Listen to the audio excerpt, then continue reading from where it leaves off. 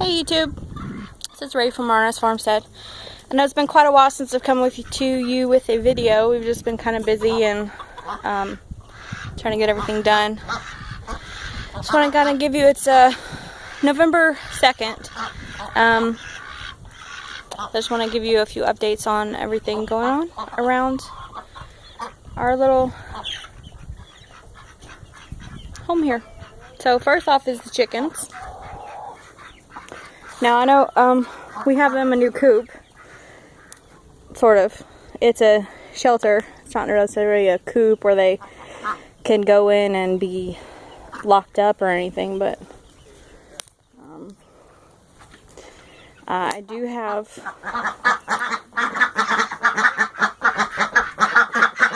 the little ones that currently go in here in the evenings. They are off chick feed, so I don't mind that the big ones are in there eating out of there.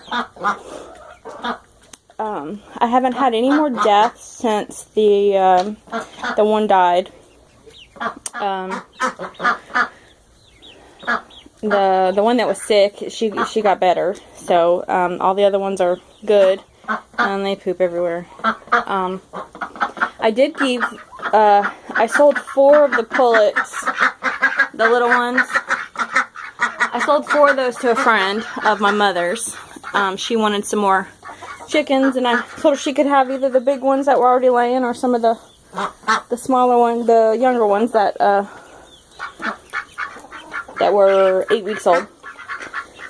She chose 4 of the smaller ones, and they're happy and healthy with her. Huey and Blackbeak need very soon to go into their own pen. We just have not had the time to or equipment to put them in their own pen right now, because they are trying to mate the hens. Well, one hen, Bertha. That poor hen is so rugged and ragged. She's the oldest one. And I see them gang up on her. So they need to go into their own pen, you know, before the month's end.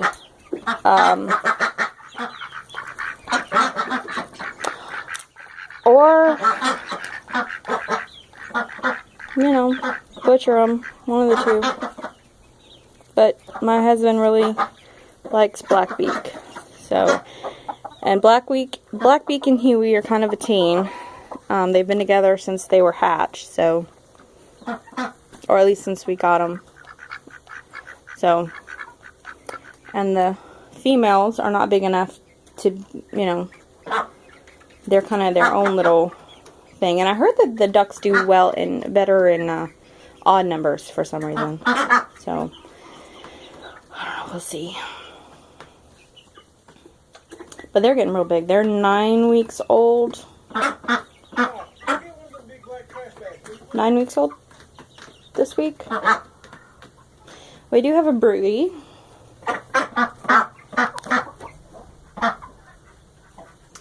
She's just laying an egg. She's the broody one. I don't know how that's going to work out. She's got 5 marked eggs underneath her. I tried moving her to a cat carrier. She didn't like it in there. She kept getting back up into there. So if I move her to the carrier, I'm going to have to lock her up.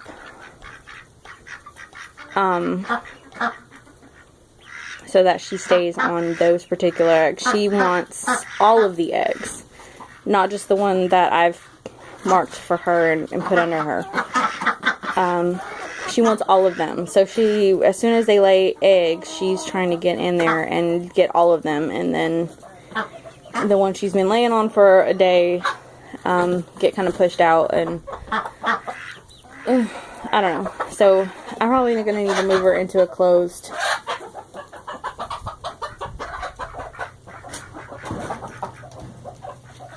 What are y'all doing? Oh. they have a frog.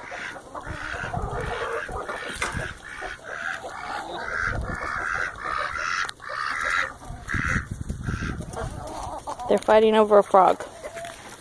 Oh gosh.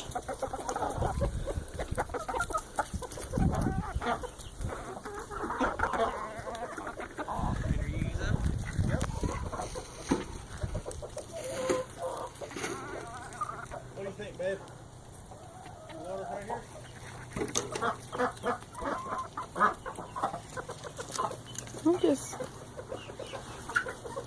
So anyway, I gotta figure out something to do with that broody. I need these ducks in a new pen. And the chickens are perfectly happy and healthy. They just poop a lot. But otherwise, they're great. Alright. Oh, my husband's got fires going. We have a burn permit today, and some of the vegetation we're getting up and seeing about. It's funny because they can't ever eat the thing because they're too busy running around keeping it from everybody else. Alright. Next up, the garden.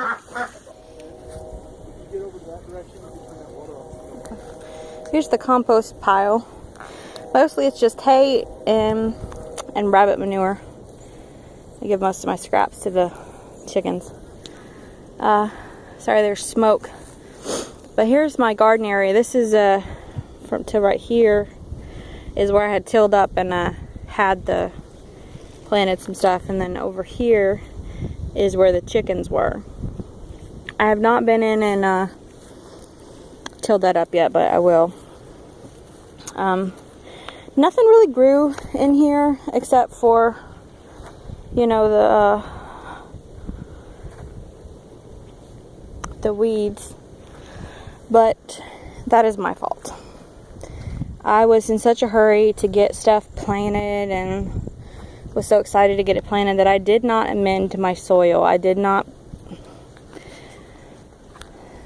do my due diligence and buy the stuff, or you know, I needed to buy the stuff that I needed to actually have a crop of something grow.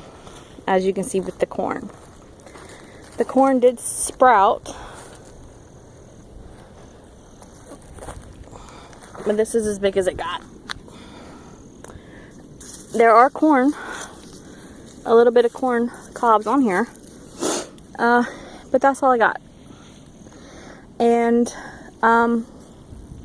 there's just not enough nutrients in the soil. It's mostly just sand right now, and I really need to put in so for this spring, you know, we got to come in and I'm going to pull all this stuff out. We're going to till it up again. We're going to put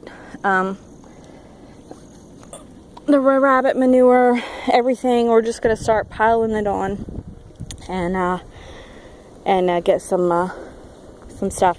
We dug up the water line, and now we are about to rebury it.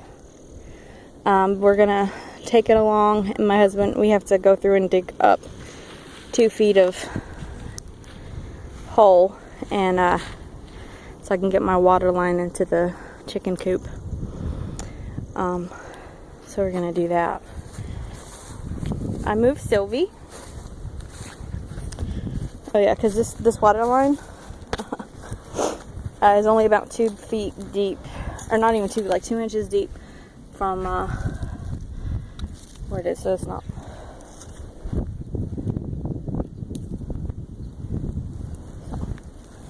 We're gonna get me a water line in there. So there's that. And I really need to get my soil worked. And I'm thinking about maybe building some raised beds. I'm honestly thinking that might be easier, just to get some raised beds in here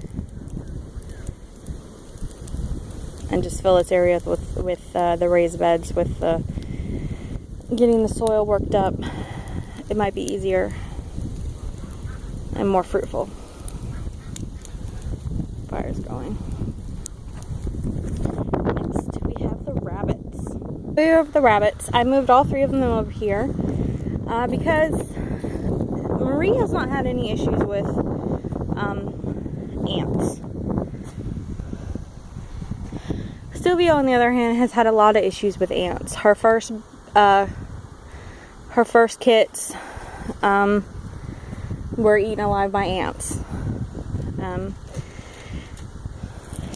Marie had babies. They're about 2 weeks old now. One is an albino. Let me see if I can.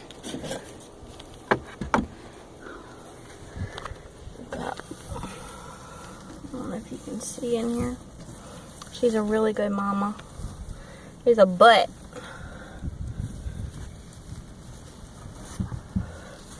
They are really, really big now. They're huge. She's got 4. She's got 4 in there. And one's a gray one.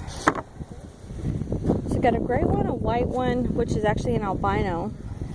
They opened their eyes yesterday. He or she has red eyes.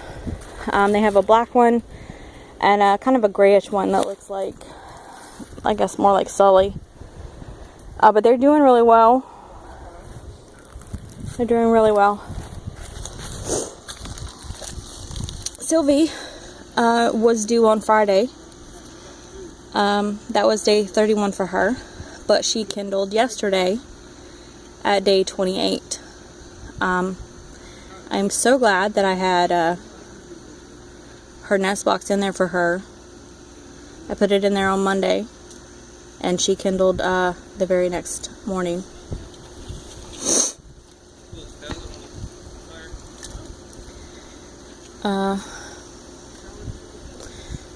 Now, I checked on her yesterday, and because I was showing my son that she was pulling fur. And so I reached in there, I'm like, oh my goodness, there's more fur. And I felt warm, squiggly bodies, so I'm like, oh my goodness. And I saw in the corner that she actually had a one baby on the board that was covered in ants. So she kindled 8 that I counted yesterday, and one was dying, being eaten by ants, and the other 7 were in the box. So I moved the box out, sprinkled diatomaceous earth everywhere, except for in the box. I didn't put any in the box. We cleaned it out real good, moved her over here, away from where the ants were, or at least where she was before.